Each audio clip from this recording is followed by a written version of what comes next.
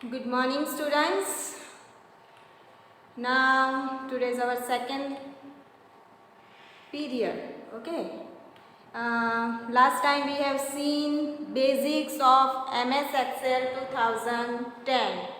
Okay, we have seen what is the use of MS Excel, then where it is used, its applications, its window. Okay, we have seen the components of MS Excel windows, and now today we will see practical of those topics, and then we will go on these topics, cell range and range references, which is the topic of 7th standard. Okay, before that we will see the basics. Okay, basics and how to open Excel, how display looks in the desktop. Okay, we will see all of that. Okay, now I am opening. Okay. Okay, here you can see the Microsoft Excel 2010 version. Okay, you can install in your desktop, in your computer. Okay, at your home also you can install this software, and you can practice itself by yourself. Okay, so it is more important and it is very useful in your future experience. Okay, now I am click on Excel 2010 version. Okay, here you can see the window of MS Excel.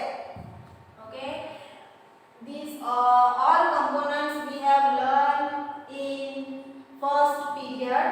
So now here I will give you some overview. Here you can see the ribbon area. Okay, then this one is the menu bar. File name is book 1. Okay, now the first page, this file is called workbook. Okay, what we call it, workbook. Workbook किसे कहते हैं? जो first page, जो first file होती है, पूरे page को कहते हैं workbook. Okay, we will see these topics, revision of this topic. Okay, now next is worksheet. Okay, आपके पास टेक्स्ट बुक होती है. टेक्स्ट बुक में क्या होता है? वन टेक्स्ट बुक, उसके अंदर नंबर ऑफ पेजेस होते हैं. ठीक है, तो इसी में भी ऐसा ही है. ये वर्कबुक है, उसके नेम में ही है बुक. तो ये वर्कबुक है, उसके अंदर सीट्स होती है. जैसे इसमें हम कहते हैं पेजेस, तो इसके अंदर होता है seat. Okay, seat 1, seat 2, seat 3. Here you can see the number of pages. Okay, just like that. Sheet 1, sheet 2, sheet 3. तो जब हम MS Excel को ओपन करते हैं तो उसके अंदर इनबिल्ट कितनी सीट होती है वो आपको क्वेश्चन आ सकता है. तो इनबिल्ट जब आप ये पेज को ओपन करते हो तो उसके अंदर पहले से कितनी सीट्स है? Seat 1, seat 2, seat 3, means total 3 seats है. ठीक है. Okay, one question is that कि हम सीट नंबर 4 ऐड कर सकते हैं. तो yes, you can add number of sheets by this button. It is used to insert worksheet. Okay, worksheet insert करने के लिए, ऐड करने के लिए. Here I am click on that button. You can see one sheet number 4 is added. Okay, sheet number 5 is added. तो आप जितनी बार आपको न्यू सीट चाहिए तो आप इस पे क्लिक करके न्यू सीट्स ऐड कर सकते हो. ठीक है, डिलीट भी कर सकते हो.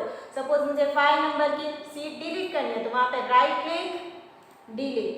ओके, उसके नेम को भी चेंज कर सकते हो. सपोज ये सीट 1 है तो उसको मुझे रीनेम करना है. हियर राइट क्लिक करोगे, रीनेम ऑप्शन आएगा. मुझे लिखना है चैप्टर नंबर 1. ओके, तो 1 आप लिख सकते हो. ठीक है, तो आप ऐसे सीट को डिलीट, इंसर्ट, ओके, उसका नेम एडिट कर सकते हो. Okay, now we will see the sheet number 1. यहाँ पे सीट नंबर 1 जिसका नेम हमने रखा है चैप्टर 1 वो ओपन है. तो ये पेज में आपको क्या क्या दिखाई दे रहा है? तो ये जो ABCD दिखाई दे रहा है उसे कहते हैं कॉलम। क्या कहते हैं इसे? कॉलम। ठीक है, ये आप उस पर क्लिक करोगे तो देखो एक कॉलम सिलेक्ट होके आ रही है। ठीक है, पूरी कॉलम को सिलेक्ट करने के लिए आप ये ABCD अल्फाबेट्स पे क्लिक कर सकते हो। वैसे ही यहाँ पे रो को किससे डिफाइन किया गया है? नंबर से।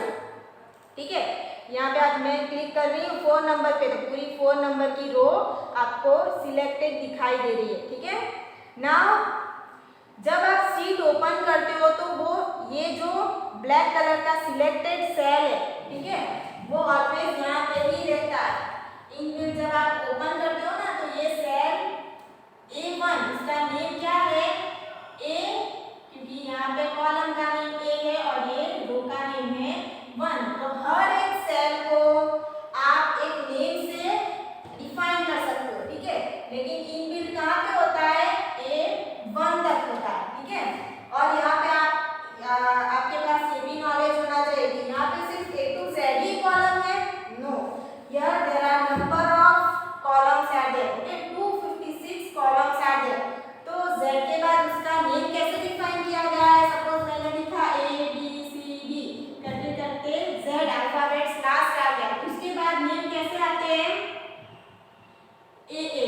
ठीक है, फर्स्ट लेटर फिर से A कॉमन रहेगा और पीछे के लेटर चेंज होते रहेंगे। A Z, समझ में आ रहा है? फर्स्ट लेटर A कॉमन है, उसके बाद अल्फाबेट चेंज करते रहो। ठीक है, देन A Z लास्ट आएगा, तो उसके बाद फिर से क्या आ जाएगा? B A B B। तो फर्स्ट लेटर कौन सा हो रहा है? B B। तो ऐसे करके 256 कॉलम है। कितनी कॉलम्स है? 256 कॉलम। ठीक है, तो वैसे ही रो को किससे डिफाइन किया गया है? नंबर से। तो नंबर तो आप तो जितना चाहिए उतना नंबर कर सकते हो। तो आपको ये लास्ट कितने तक रो है वो आपको फाइंड करके मुझे बताना है नेक्स्ट पीरियड में। ठीक है, ये लास्ट नंबर की रो कितनी होती है वो आपको मुझे फाइंड करके दिखाना है। ठीक है, 10,000 है, 20,000 है, कितना है वो मुझे आपको मुझे दिखाना है। तो आपको ये समझ में आ गया होगा, इसे कहते हैं रो। रो को नंबर से डिफाइन किया जाता है। एंड ये जो है कॉलम, और कॉलम को किससे डिफाइन किया जाता है? अल्फाबेट। ठीक है, नाउ हर एक सेल का नेम होता है। जैसे मैंने बोला कि इसका नेम है A1, तो ये नेम है उसे कहते हैं सेल एड्रेस। क्या कहते हैं? Cell address. ठीक है, cell name, cell address. Okay, now ये जो नेम है कैसे बनता है? जो ये सेल एड्रेस है कैसे बनता है? तो पहले लिखना होता है कॉलम का नेम, कॉलम नेम, और उसके बाद में लिखना होता है वो नंबर। तो इससे वो सेल एड्रेस बनता है। ठीक है, सेल एड्रेस को कहते हैं, आपको भी पता होना चाहिए, इसे कहते हैं सेल। ठीक है, ये जो जितने भी स्क्वायर जो भी है, ठीक है, उसे कहते हैं सेल। तो सेल को जिस नेम से बुलाना पड़ता है उसे कहते हैं cell address, location of that cell. Cell का जो भी लोकेशन है उसे कहते हैं सेल एड्रेस। ठीक है, सपोज मेरा कर्सर है, मेरा अभी ये A1 पे है, देखो टीचर इस पे क्लिक कर रहे हैं। ठीक है, तो ये जो जहाँ पे भी ब्लैक कलर का बॉक्स मतलब वो सिलेक्टेड है वहाँ पे क्लिक किया हुआ है, उसे उसका नेम देखना हो तो कैसे देखना है? आप जब क्लिक करते हो ना तो देखो इसे कहते हैं कॉलम नेम। हमें पहले क्या लिखना होता है? Column name. तो मैंने लिख दिया D, और ये सेल की रो कौन सी है? 8। तो इसका नेम हो गया D8। इसका नेम क्या है? D8। और इसका नेम यहाँ पे आप नेम बॉक्स में देख सकते हो, इसको कहते हैं नेम बॉक्स।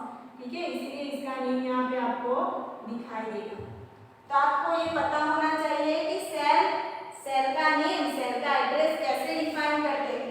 पहले लिखना होता है कॉलम का name, column name D, row number, row को कौन से देखो ऑरेंज कलर से सिलेक्टेड ही होती है, क्लिक करोगे तब, तो उसका नंबर है 8। तो D8, ये सेल का नेम है D8। तो ये सारी चीजें बेसिक है, वो आपको पता होनी चाहिए। ठीक है, अभी हम अपना प्रैक्टिकल स्टार्ट करते हैं कि ये जो नेम हमने लर्न किया है उसका यूज एक्सेल में क्या क्या हो रहा है। ठीक है, ये नेम से ही सारी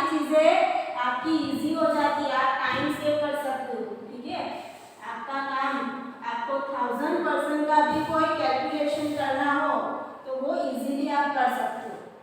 ठीक है, अभी हम देखने वाले हैं इसमें डेटा कैसे एंटर करते हैं और उसको फॉर्मेटिंग कैसे करते हैं। ठीक है, ओके। नाउ A1 जो सेल है यहाँ से हम स्टार्ट कर रहे हैं। ओके, मुझे एक छोटा सा रिजल्ट शीट बनानी है। ठीक है, तो रिजल्ट शीट में मुझे सपोज रोल नंबर लिखना है, देन मुझे लिखना है स्टूडेंट्स का नेम, देन मुझे लिखना है उसके मैथ्स के मार्क्स। ओके, पहले इंग्लिश ले लेते हैं,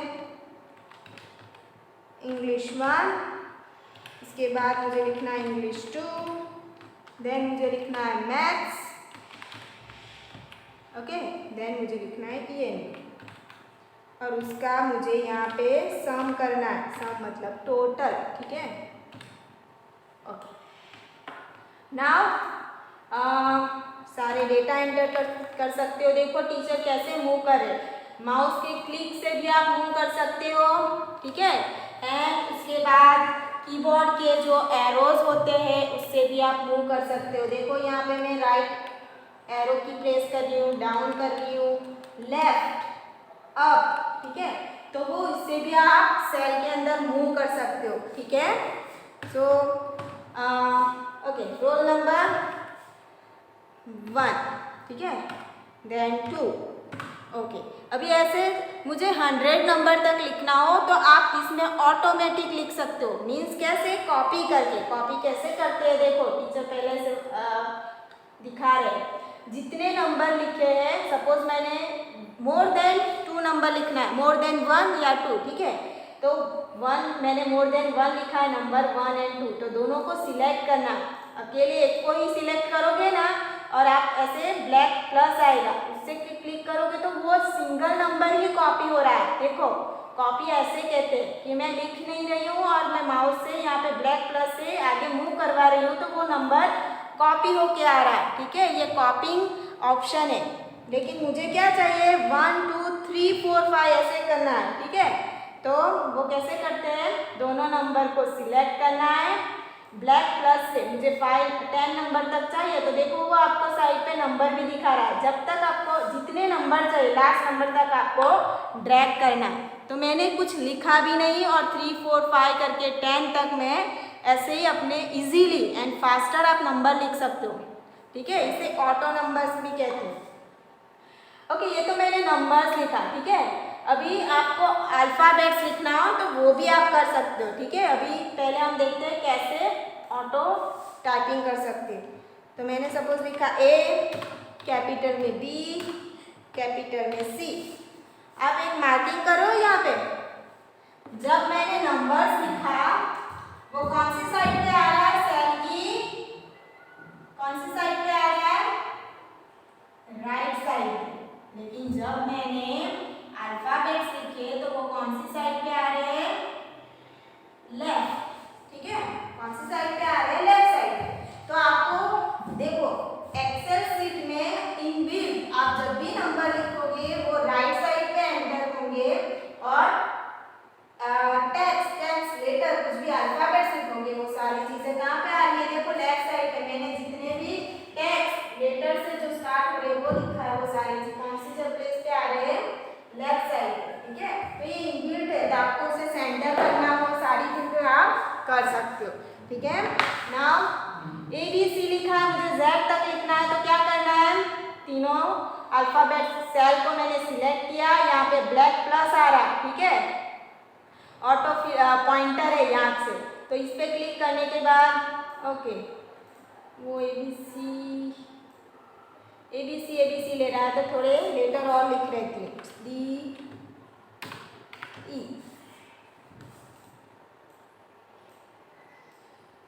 ओके, वो 5 नंबर्स को ही कॉपी कर रहा है। इसमें सेटिंग कर सकते हैं हम और वो उससे हम अल्फाबेट्स A to Z भी लिख सकते हैं। ठीक है, इसमें ऐसे अभी 5 नंबर्स तक ही कॉपी हो रहा है। ओके, नाउ नेक्स्ट देखते हैं days. Days mean Sunday Monday. Sunday एक ही नेम लिखते हैं क्योंकि संडे मंडे में कोई भी एक ही कॉमन होते हैं डेज। ठीक है, तो देखो जब भी मैं ड्रैग एंड ड्रॉप कर रही हूँ पे ऑटोमेटिक टाइप होके आ रहे हैं।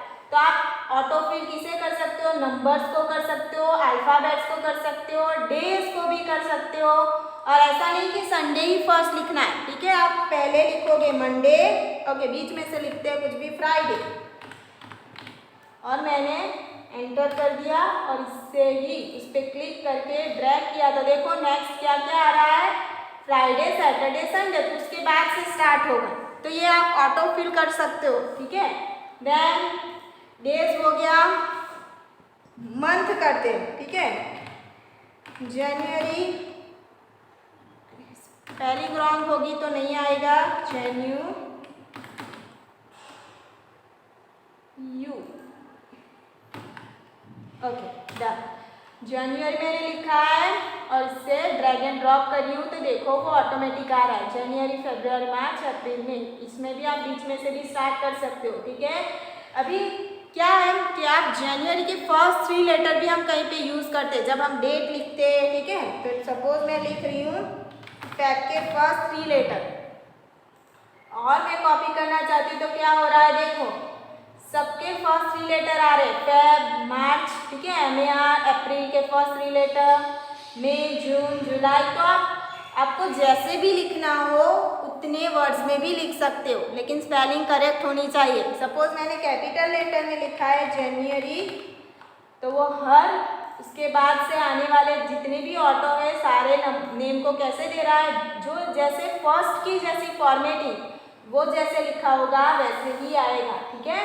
तो ये हुआ मंथ में, ठीक है। वैसे ही आप डेट को भी लिख सकते हो, ठीक है।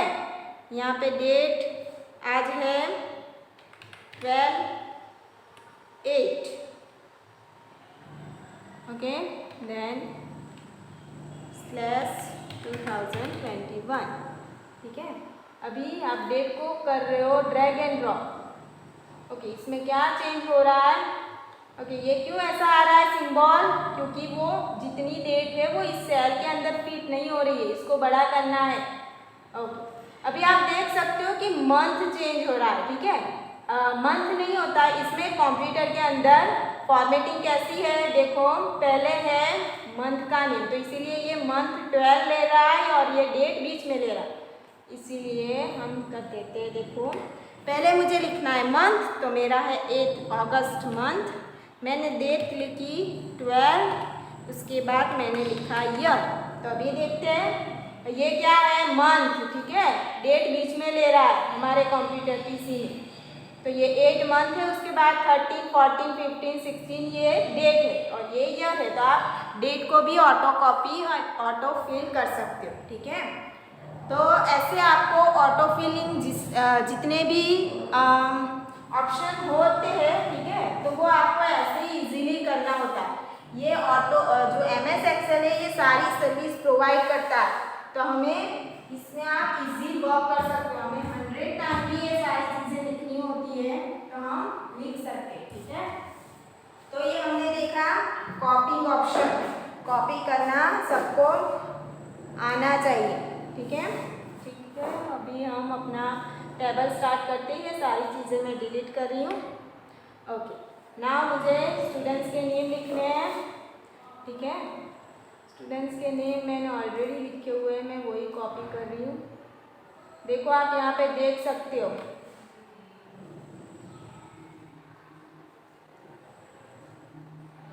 ऐसी वाली हमें टेबल बनानी है, ठीक है। हम 100 स्टूडेंट्स की भी ऐसी टेबल बना सकते हैं। ये सारी चीज़ें आपने 5th स्टैंडर्ड में लर्न की है, तो ऑलरेडी मेरे पास जो बना हुआ है मैं उससे ही कॉपी करना पसंद करूँगी। 10 नंबर तक Ctrl+C,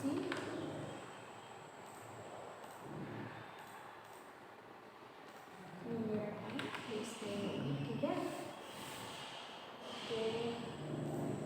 अभी आप सोच रहे होंगे ये सारी चीज़ें टीचर ने जो कलरिंग की है वो कैसे होती होगी, ठीक है। तो यही हमें लर्न करना है,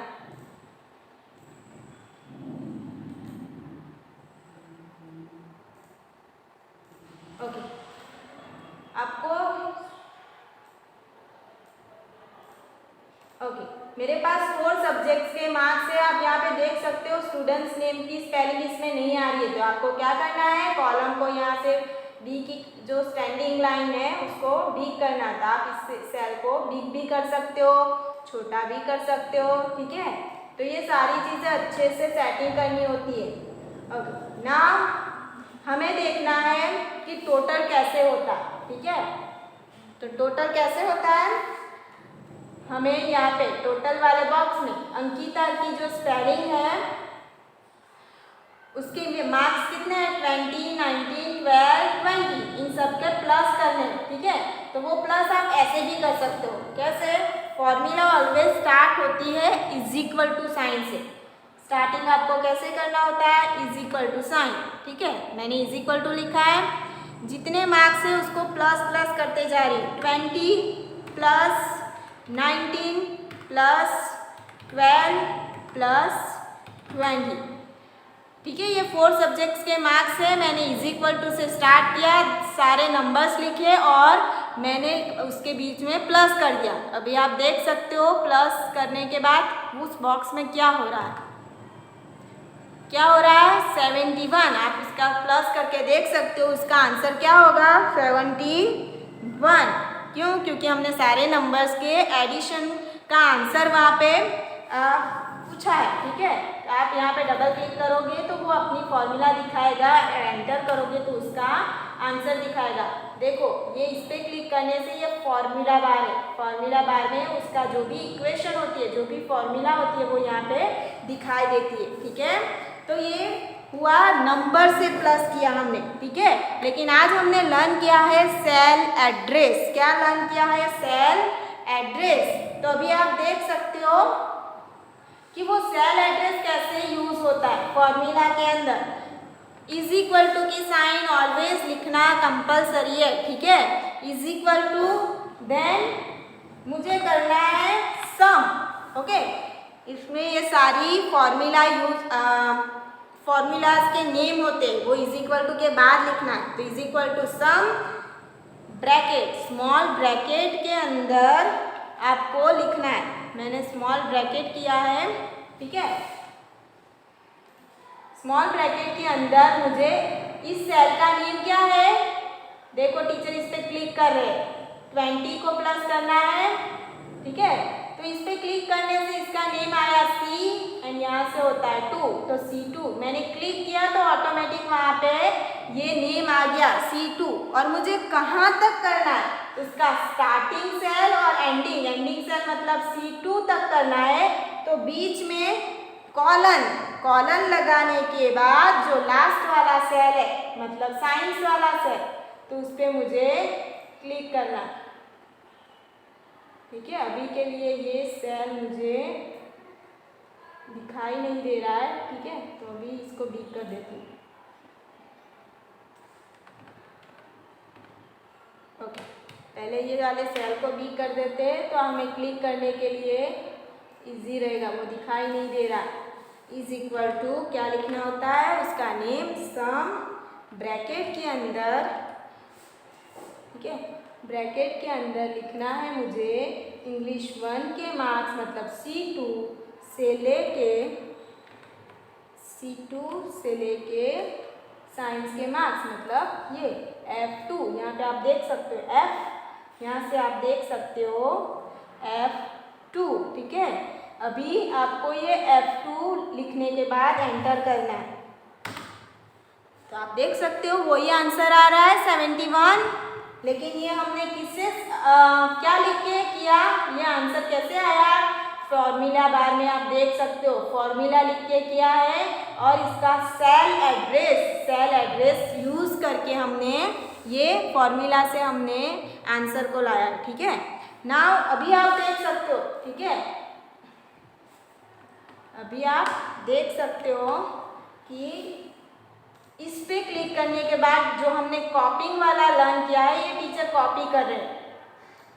इसको कहते हैं कॉपिंग फॉर्मूला, क्योंकि हमने फॉर्मूला कॉपी किया है। तो हमने यहाँ पे लिखा था is equal to some C2 F2, ठीक है। C2 से लेके F2। अभी देखो यहाँ पे 83 आ रहा है, आप इसका प्लस करोगे 25, 25, 50, 50, 10, 60, 70, then 80 and 83, ठीक है। तो आप इसका प्लस करोगे तो ये 83 आंसर क्यों आ रहा है? यहाँ पे तो हमने अलग फॉर्मूला लिखी थी, अभी यहाँ पे देखो क्या हो रहा है, ऑटोमेटिक फॉर्मूला के जो एड्रेस है वो कंप्यूटर ऑटोमेटिकली चेंज करके ले रहा है। C3F3 आप देख रहे हो यहाँ पे क्या हो गया, ये जो 25 मार्क्स है, सेकेंड रोल नंबर के 25 मार्क्स है, वहां से लेके उसके साइंस के मार्क्स जो है F3 तक है, ठीक है। तो वो ऑटोमेटिक चेंज करके ले रहा है। तो अभी देखो मेरे लिए कितना इजी हो गया, ठीक है, कि मैंने एक ही स्टूडेंट्स के टोटल मार्क्स को फाइंड करने के लिए फॉर्मूला लिखी, उसके बाद मैंने सब पे सिर्फ कॉपी कर लिया और कॉपी करने से ही सबके टोटल मार्क्स होके मुझे आंसर मिल रहे हैं। तो ऐसे हमें 100 स्टूडेंट्स या कितने भी सारे स्टूडेंट्स का रिजल्ट फाइंड करना हो, टोटल करना हो, ऐसे ही हम एवरेज फाइंड कर सकते हैं, ठीक है, परसेंटेज फाइंड कर सकते हो। तो ये सारी चीज़ें हम फाइंड कर सकते हैं इजीली, इसीलिए एक्सेल का यूज़ होता है। एंड एक्सेल में कैसा फॉर्मेट होता है, टेबल फॉर्मेट। अभी सपोज मुझे इसकी बॉर्डर करनी है, तो आपको ये सब जितना लिखा है उसको सिलेक्ट करना है, देन ऑल बॉर्डर, यहाँ पे बहुत सारी डिफरेंट टाइप की बॉर्डर है, ऑल बॉर्डर करने से ये बॉर्डर आ रही है। ये सारी चीज़ें आपने 5th स्टैंडर्ड में लर्न की होगी, टीचर ने करवाया होगा। इससे आप फॉन्ट की स्टाइल चेंज कर सकते हो, फॉन्ट की साइज, ठीक है, ये सारी देखो आप, साइज बड़ी हो रही है, छोटी हो रही है, तो अभी मुझे 14 करना है। इसके कलर चेंज कर सकते हो, ठीक है, फॉन्ट कलर ऑप्शन से देखो यहाँ पे कलर चेंज हो रहा है, ठीक है। इसका बैकग्राउंड अभी वाइट है, वाइट की जगह मुझे करना है येलो, ठीक है, आप यहाँ पे देख सकते हो कलर चेंज हो रहा है, ठीक है। तो आप कलर चेंज कर सकते हो, हेडिंग का ही सिर्फ कलर चेंज करना है तो उतने हेडिंग को ही सिलेक्ट करना है, ठीक है, मुझे इसका कलर चेंज करना है, ओके। तो ये आप कर सकते हो, यहाँ पे मुझे बैकग्राउंड भी चेंज करना है तो वो भी आप कर सकते हो, ओके।